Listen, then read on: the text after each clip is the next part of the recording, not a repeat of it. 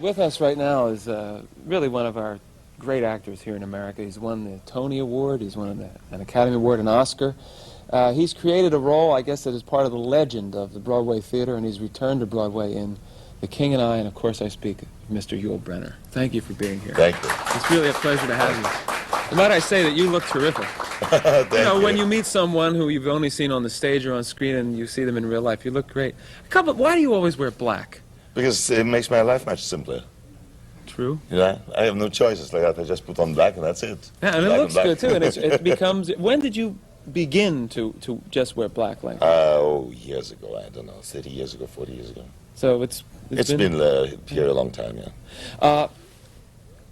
You and I have the same birthday, which is interesting. Yes, 11th of July, yes. July 11th is our same birthday, so I'll say happy birthday to you in advance. Yes, good. Me too.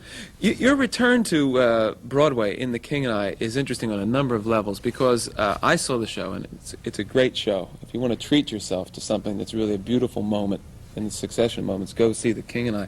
It's not a revival, and you've talked about this before, but not with our audience. No, it's a whole new production, and the result is there to see. In other words, we have screaming standing ovations every night. The excitement in the theater is absolutely extraordinary. And the excitement also, of course, goes right on to the box office. We have this Friday is a kind of freak Friday because when the New Yorkers leave for the long weekend, and the out-of-towners haven't come in yet. So there are some tickets left for this Friday, and for next week. And that's all. Really? Because the rest, until we start printing new tickets, there won't be any. And you're publicly announced you're digging in for a long run. You'd like the show to go for 2 years. Now, why is that? There were some actors, like, for example, when I interviewed Frank Sinatra, he said, I wouldn't want to be tied up with something for that long. No, but Frank, you know, has all kinds of other activity that interests him and so forth. I love a long run because I can do other things during the long run. I can teach, I can learn, I can do all kinds of things, and I love the discipline of 8 performances a week. And you really never repeat anything. You know, it is a new audience, like a new person that you talk to. You address them in a different way, and it is always fresh, always new. And our whole company plays it that way. And that is why they're so beautiful to look at and so beautiful to work with, because they work together to convey just that. And they restart the play every time. 8 times a week. You were telling me backstage that you're going to be starting to teach a class, which I think is interesting.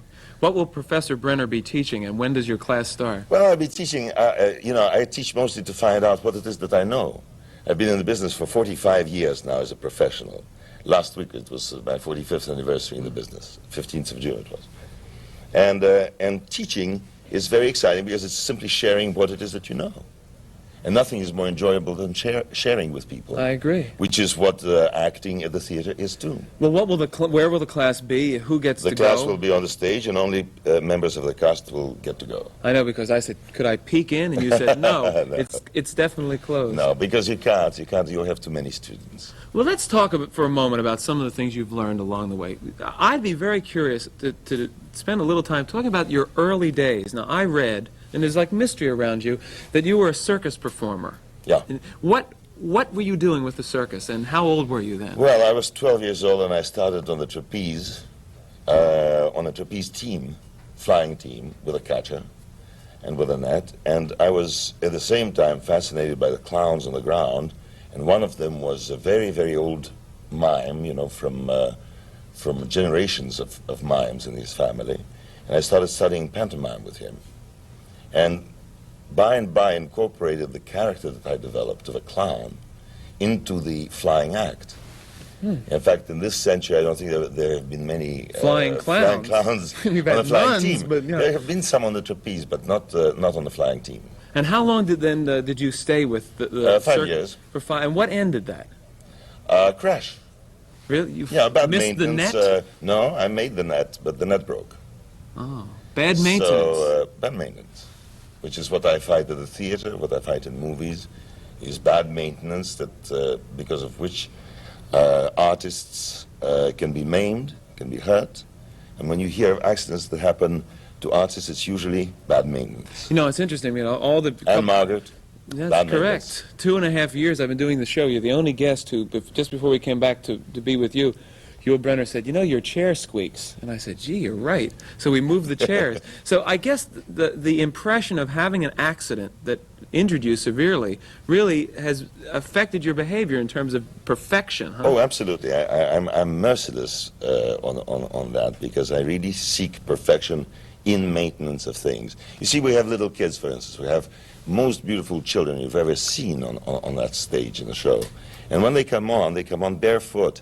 And if I see that somebody failed to sweep every corner of the stage so that they can walk on a tack or a staple or something, and that these little feet can be injured, it drives me crazy. No, I could understand. I simply will not allow it. Do you think that the people who work around you because of your desire for perfection, which seems justified according to how you've explained it, are afraid of you? Do you sense that at all? No, because they feel exactly the same way as I do.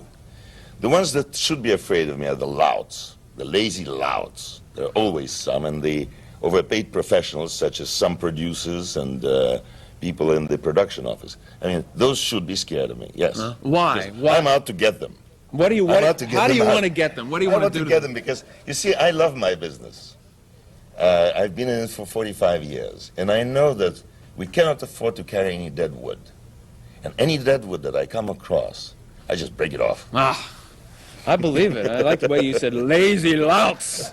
The lazy louts. That's watching right. Back up when you say that. Yeah. Let's take a break. I want to come back. I want to talk about the things you rediscovered in The King and I several years later. We'll be right back after this. Yul Brynner is here. I hope you're enjoying this. It's our last show. That's a live on tape show for 2 weeks. We're going to be giving you the best reruns that we could dig up. In terms of coming back to the property, the script of The King and I, you must have discovered new things about it that, as a 31-year-old, when you did it originally, just kind of you glossed over. What were some of those things?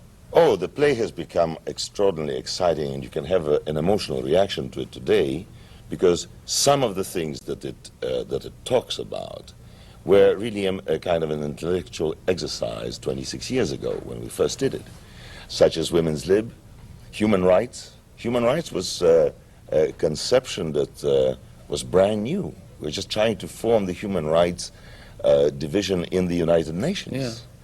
Today, it is a part of our everyday life. Therefore, we don't have to have an intellectual reaction to it. We can have an emotional reaction.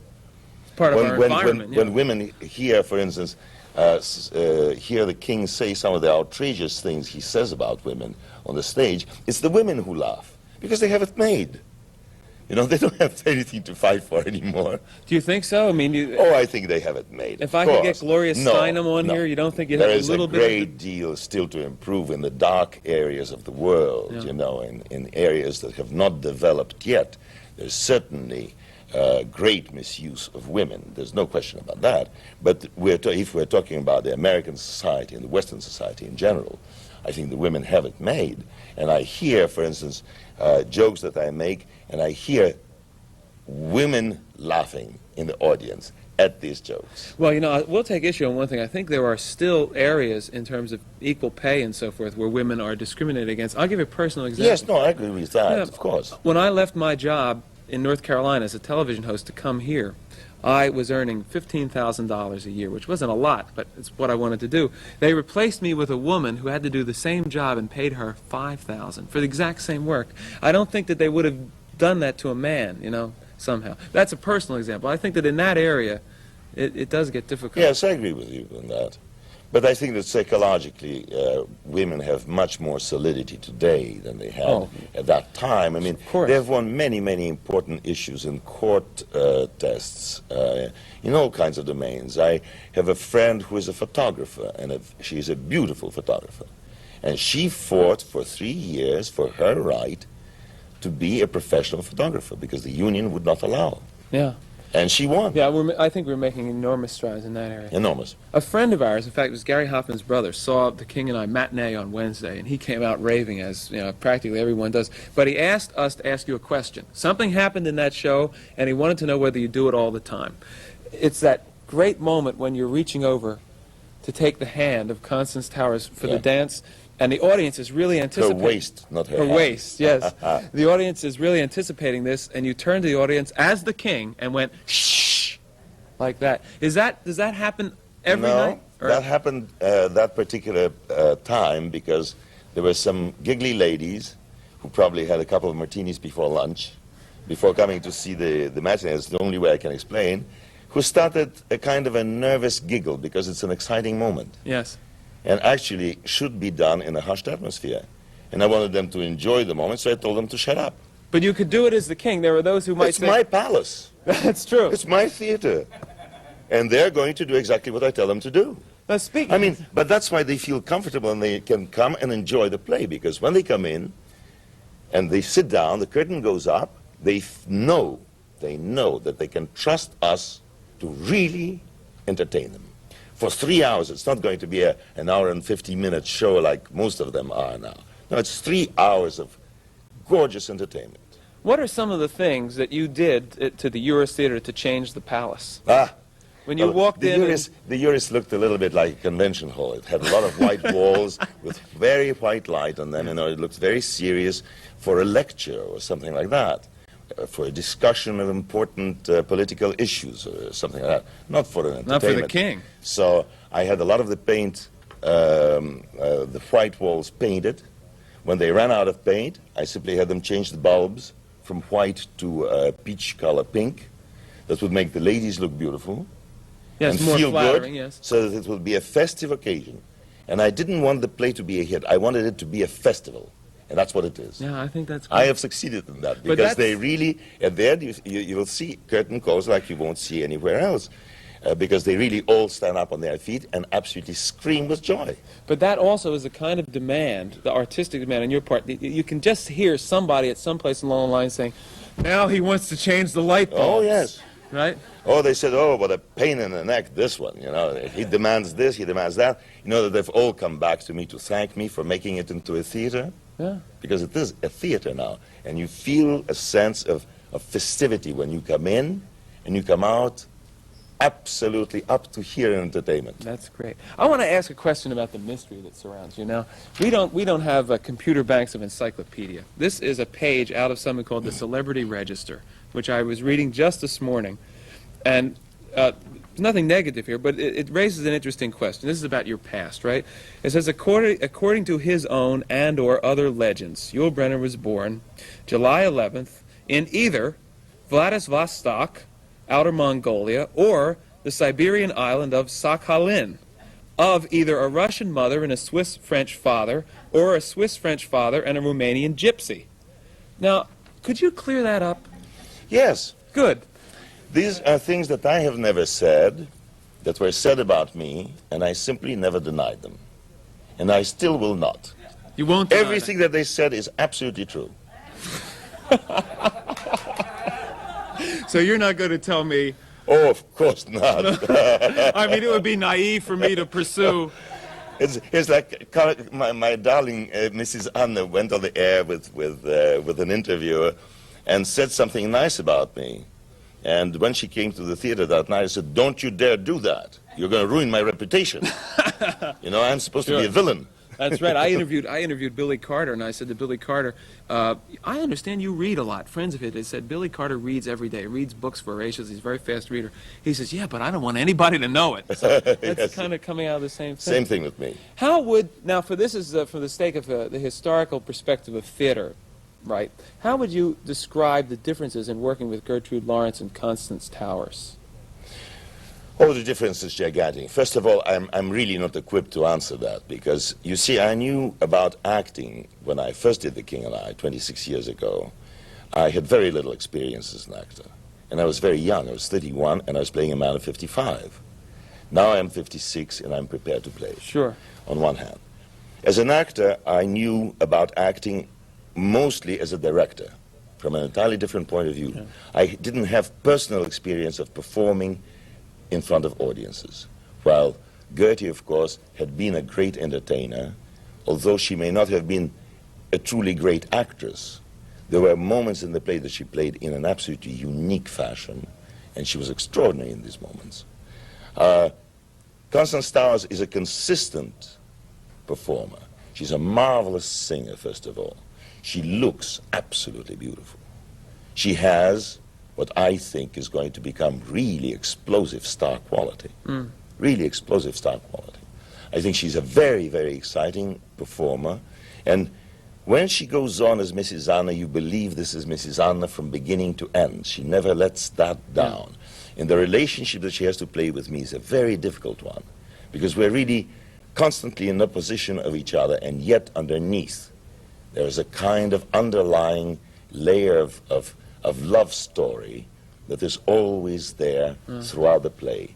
And she manages to maintain both the conflict with the king and the opposing of her principles against his, and yet admiring him as a man. Yes. And she's extraordinary. She is an extraordinary. She's an extraordinary. I saw her a long time ago lady. on The Sound of Music, and just loved her voice. Well, when you come back from your vacation, you should have her here, because she I would really love is to. very exciting. And make her sing something and, All right. and talk, and she's terrific. She's really a terrific lady. I would love to. Marvelous lady. One last thing I'm going to ask, and then you have to go on your way. You don't have to. You can stay if you want. But I'm told you have to go on your way. Would you take a minute and tell us what you remember about your audition for The King and I the first time around? Because we have a lot of actors watching the show. We get a lot of mail from actors and actresses who are part of the New York scene trying to make it. And I think I'd like you to just to talk to them about what it was like when young Yul Brynner walked on the stage, or wherever you walked, and auditioned the first time for the part. Well, first of all, I started by reading the first act. You see, I came into the Majestic Theatre, went to Mary Martin's dressing room, who was a friend of mine, because we did a show before together. And I sat down and read a first act, and I saw, for the first time in my life, I saw a character that I realized I could play and enjoy playing. Because everything I played before that, the little experience that I had, were young lovers, always, moping about some unsuccessful love or a broken heart or some nonsense like that. Here was a man who was a real man and an interesting man, who had something to say, who was reaching for something and trying for something. Therefore, an exciting man. And I was fascinated by the role. I still am. And I share that fascination that I have with the king with the audiences. That's really what happens. Then they asked me to come out on the stage, and there was Rodgers and Hammerstein. I was very pleased to meet them. I had never met them, and I was very flattered. And they asked me to sing. I said, well, if you want me to. I took a guitar and I sang a couple of gypsy songs. They seemed to be astounded and horrified. Where had you learned those gypsy songs? Oh, no, I'd sang them part of your mysterious past. No, that's part of my mysterious past. Okay. And in any case, they came up to me and simply said, would you like to play the king? I said, yes, if you understand that I will not have a complete performance before at least the 4th year of the run. He said, how's that? You expected to have a 4-year run? Yes, I said, I read the first act. That's why I think it'll run for at least 4 years. But I know that it'll also take me 4 years to achieve the performance that I'd like to achieve in it. Well, actually, it took me 26 years, because only now I have achieved the performance that I really wanted. Because now I've reached the age, now I have the experience, and I've also reached the maturity that I needed to be able to play certain aspects of innocence, of purity, really deep, wonderful purity of this man. Although his exterior is so rough and so barbaric, inside it was a really marvelously vulnerable and sensitive and pure man. Well, you've created a part of our American theater history, and we're just glad to have you with us, and I thank you very much for coming and for giving us what we have in New York, 8 shows a week, Mr. Yul Brynner. Thank you.